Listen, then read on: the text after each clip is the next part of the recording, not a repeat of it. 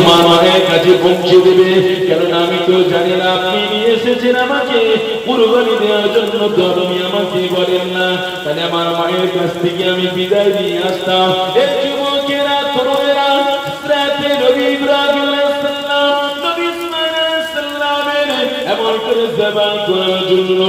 যেমন করে আমার পশুকে জবাই করে নবী ইসমাঈল আলাইহিস সালামকে শুইয়ে দিয়ে নবী ইব্রাহিম আলাইহিস সালাম জবাই করার জন্য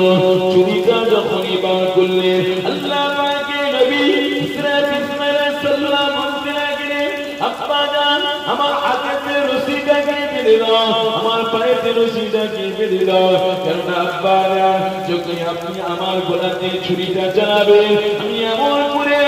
যন্ত্রণাতে, এমন করে রক্তের প্রবাহিতে কষ্ট দিয়ে আমি পাটাকে ছটকে দেব, আর এই পায়ের আঘাতটা আপনার গায়ে হাজারি লেগে যায়, বেয়াদবি হয়ে যাবে। এই যুবকেরা, তরুণেরা, শুনে রেখে দাও গো, আমার নবী ইসমাঈল আলাইহিস সালাম এমন করে পিতাকে বলতে লাগলেন, আব্বা জান, আমার হাতে রশিটা বেঁধে দাও, পায়েতে দড়িখানা বেঁধে দাও, কেননা আমি যদি ছটকাই আমার পাটা আপনার গায়ে লেগে যাবে, বেয়াদবি হয়ে যাবে। আল্লাহ পাকের নবী ইসমাঈল আলাইহিস সালামের কথা মতো নবী ইব্রাহিম আলাইহিস সালাম হাতে রশিটা বেঁধে দেয়, পায়েতে রশিটা বেঁধে দেয়। এই যুবকেরা, তরুণেরা, আল্লাহ পাকের নবী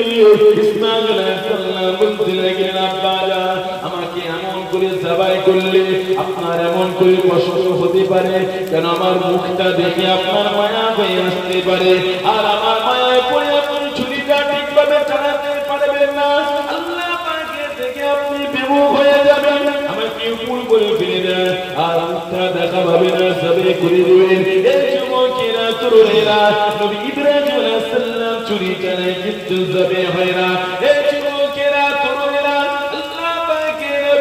নবী ইসমাঈল আলাইহিস সালাম বলতে লাগলেন, আব্বা জান, আপনি আমাকে জবাই করার জন্য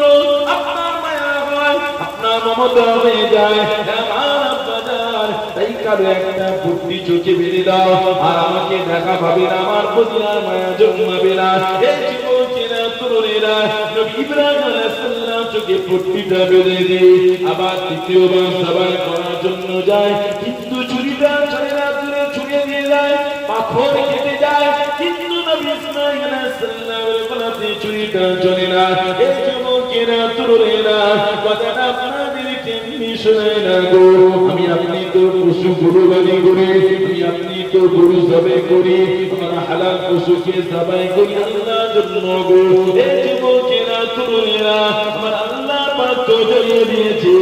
আমার ইব্রাহিম, না না না না, তুমি যদি তোমার ইসমাঈলকে জবাই করে দাও, আর আমি আল্লাহ পাক তো ওয়াদা দিয়েছি, তোমার বংশ থেকে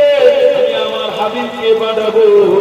আমার বন্ধুকে পাঠাবো, আমি ইসমাঈলের থেকে বংশ থেকে আমি আমার মুহাম্মদ রাসূলুল্লাহকে পাঠাবো।